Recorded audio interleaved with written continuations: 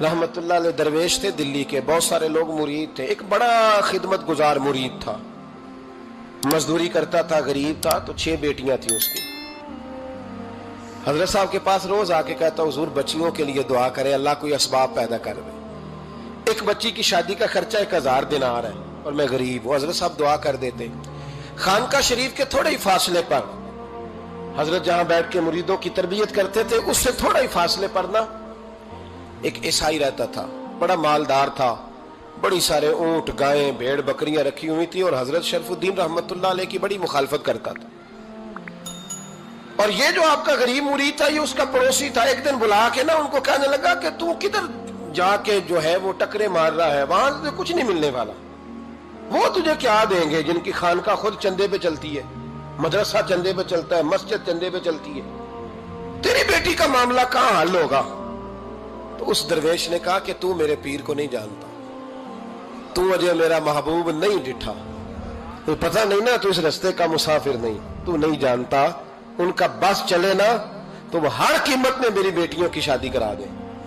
अब वो ईसाई था, कहने लगा अच्छा चलो ठीक है, अगर इतनी बात है ना तो जाओ उनसे जाके कह दो कि 6 साल के लिए मेरे साथ मुआहदा कर लें, तो मेरे जानवरों को चारा डाल दिया करे, 6 साल ड्यूटी करे, मैं 6000 दिनार दे देता हूं।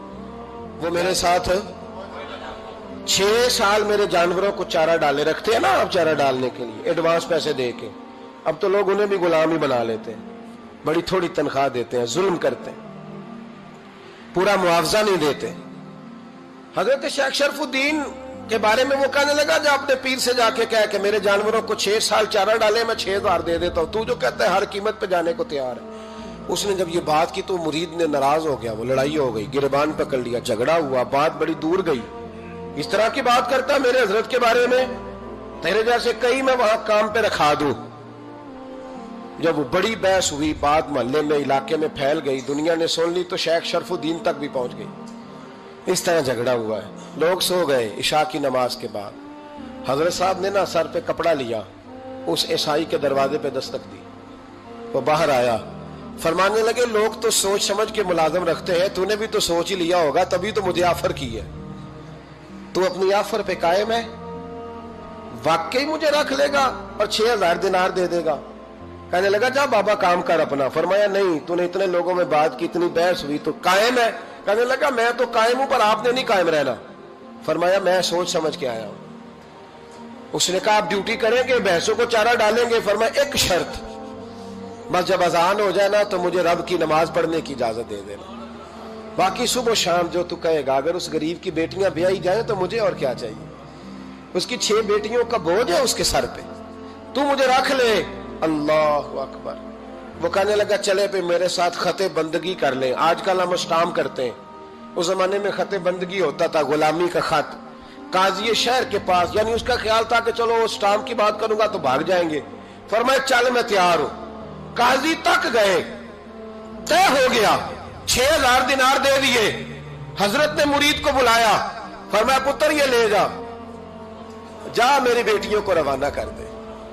कहने लगा हुजूर ये क्या कर रहे हो आप, कुछ सोचे?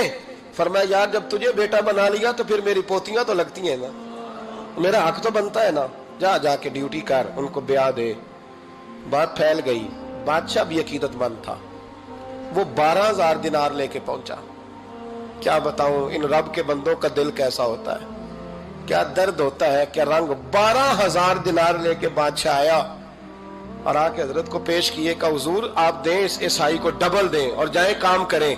आप फरमाने लगे तू पैसे दे, शर्तें ना लगा, मेरा जहां दिल करेगा मैं खर्च करूंगा, मुझे तो मजा ही अब आने लगा है, अभी तो लुत्फ आ रहा है, अभी तो जायका आया है कुछ करने का, पैसे देने हैं तो दे, पाबंदी ना लगा, जहां मेरा दिल करेगा मैं। उसने कहा हुजूर ठीक है रख ले।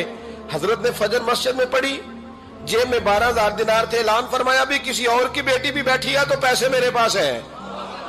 वो 12000 दिनार भी बांट दिया, और 12000 दिनार बांट के ना तो फिर चले गए खेत में चारा काटने। उस ईसाई को किसी ने बतलाया कि उनके पास तो 12000 आया है, पर तुझसे जान नहीं छुड़ाई उन्होंने, कि वादा ये हुआ था कि 6 देंगे तो जाएंगे, जब तक देंगे नहीं तेरे घर में काम करेंगे। वो ना चारा काट रहे थे, हजरत साहब तो वहां पहुंच गया, दूर जाके खड़ा हो गया, कहने लगा बाबा پہلے تو میں نے مسلمانوں کے اخلاق سنے تھے، اب تو میں نے دیکھ بھی لیے، پر یہ بتا جب 12,000 آیا تھا جان کیوں نہیں چھڑائی؟ تو حضرت چارہ کاٹتے کاٹتے رو پڑے، فرمانے لگے تو نہیں نہ جانتا یہ بیٹیاں سانجی ہوتی ہیں، پتہ نہیں نا؟ میرے رسول پاک نے تو حاتم تائی کی بیٹی کے سر پہ کپڑا رکھ کے کہا تھا بیٹیاں برابر ہوتی ہیں، تو یہ نہیں پتا جب اس کی 6 بیٹیوں کی شادی ہوئی ہے میرے اندر روحانیت کتنی بڑی ہے۔ فرمایا پھر 12,000 آیا ہے تو 2-4 بچیاں پھر گئی ہیں، تجھے نہیں پتا میں اندر سے راضی کتنا ہوں، میں تیری نوکری کرتا رہوں گا، پتہ نہیں اللہ کتنی بیٹیوں کو بیاہ دے گا۔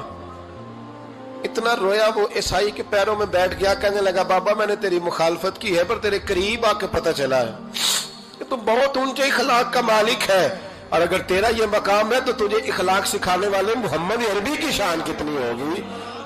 ظالم کی بولیے جاتے نہیں لوگ جھوٹے گواہ بن کے، وکیل صاحب کو نہیں پتا ہوتا کہ یہ بندہ مجرم ہے جو میرے پاس آیا، کیا مجرموں کے وکیل نہیں ہوتے؟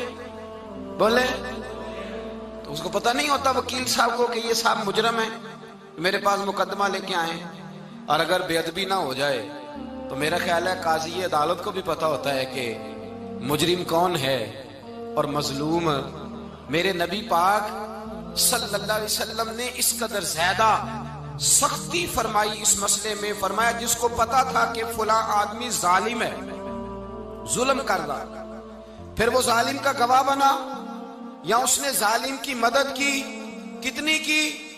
شارحین لکھتے ہیں چاہے اس نے ایک جملہ بول کے کی، چاہے ایک، سارے بولیے، چاہے ایک غریب کو اس نے ظلم کیا تو کہتے ہیں علاج یہ سی، چاہے ایک جملہ بول کے کی، شارحین اس حدیث کی شرح میں لکھتے ہیں ایک جملہ بول کے چاہے مدد کی، جس بندے نے کسی ظالم کی مدد کی کسی مقدمے میں یا کسی صورت میں اور اسے پتا تھا یہ ظالم ہے، میرے نبی پاک صلی اللہ تعالی علیہ وسلم فرماتے ہیں اگر اس نے مدد کی، ابھی ظالم کی بات نہیں ہو رہی، ظالم کے مددگار کی بات ہو رہی، اگر کسی نے ظالم کی مدد کی تو حضور فرماتے ہیں خدا بھی اس سے بری و ذمہ ہے، رسول بھی اس سے بری و ذمہ ہے۔ سنبھال کے رکھے اپنی نمازیں، قربانیاں، حج، زکوٰۃ سنبھال کے رکھے۔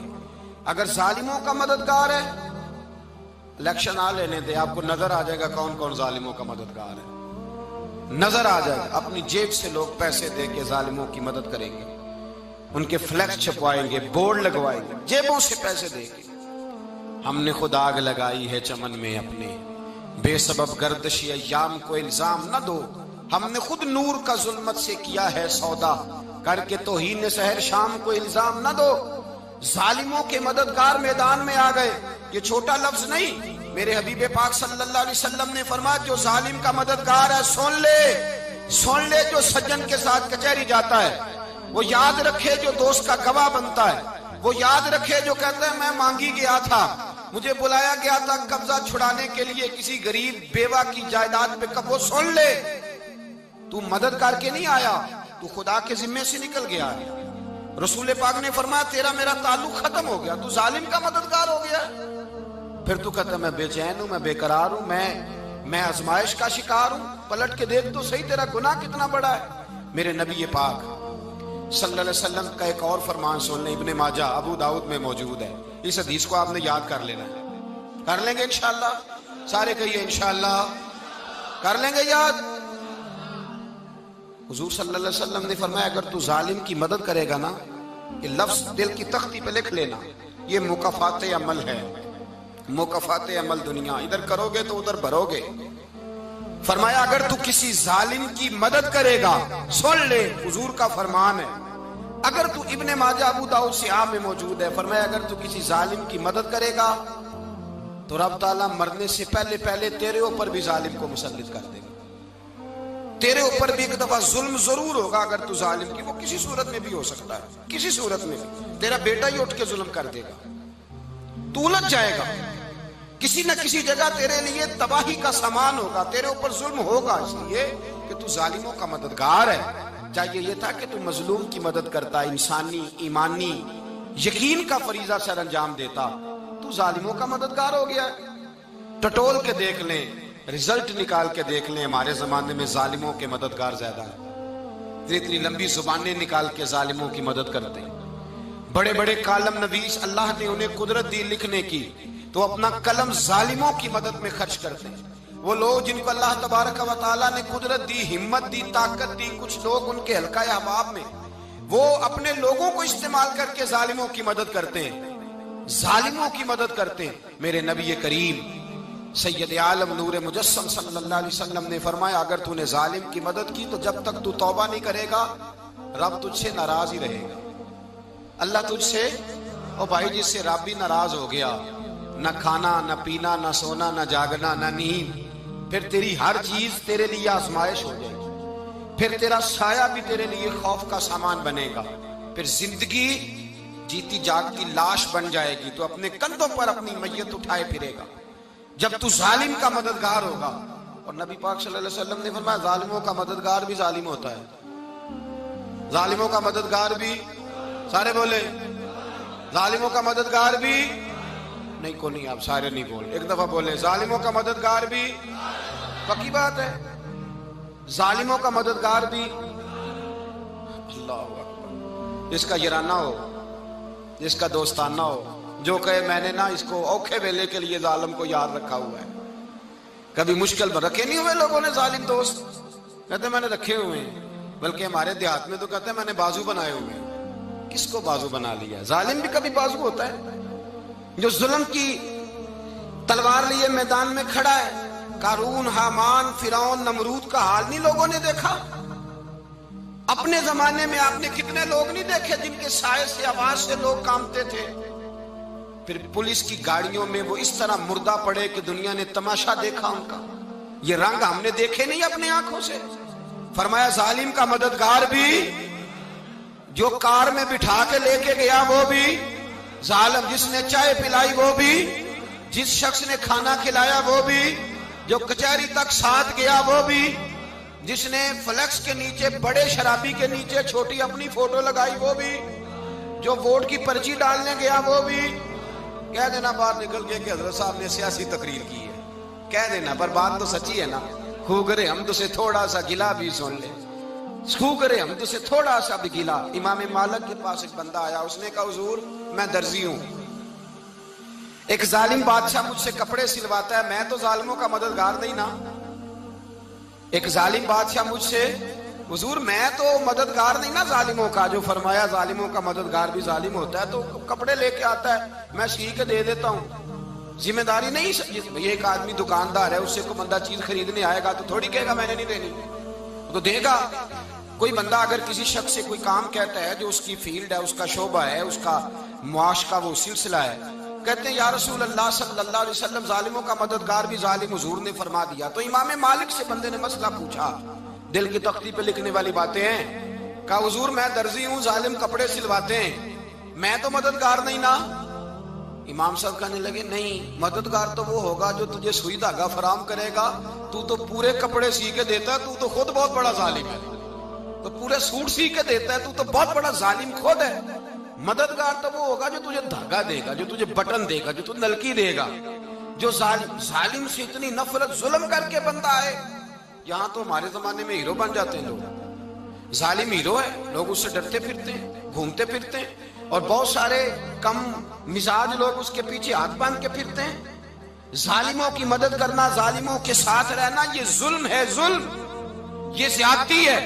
میرے نبی پاک صلی اللہ تعالی علیہ وآلہ وسلم نے ارشاد فرمایا، یاد رکھو رب فرماتا ہے میں مظلوم کی مدد ضرور کروں گا، چاہے جلدی کروں چاہے دیر سے کروں، میں مظلوم کی مدد۔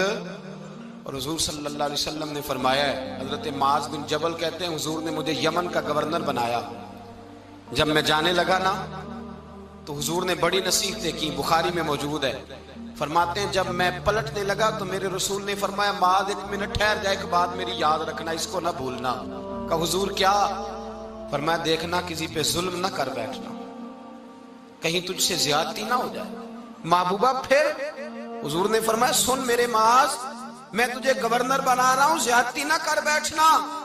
یا رسول اللہ صلی اللہ علیہ وسلم کیا ہوتا ہے؟ تو میرے کریم نے فرمایا جب مظلوم دعا کے لیے ہاتھ اٹھاتا ہے تو عرش کا مالک کہتا ہے فرشتوں پیچھے ہٹ جاؤ، عرش کا مالک کہتا ہے فرشتوں پیچھے ہٹ جاؤ۔